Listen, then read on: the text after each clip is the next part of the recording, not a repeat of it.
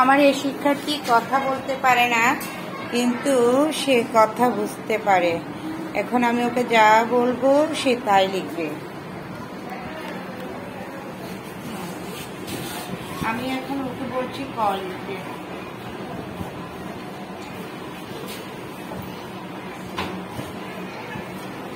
সে লিখেছে ক। ক হয়েছে? ওর জন্য হাততালি দেবে না? বলো ক ক ক ক ক ক। এটা হচ্ছে ক ক।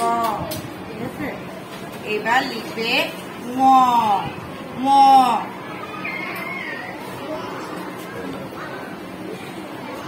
হাততালি দাও, ও লিখেছে। হাততালি দাও। এই কথা বলতে না পারলেও কি করে জানো? সে আমার কথা বুঝতে পারে। কি করতে পারে?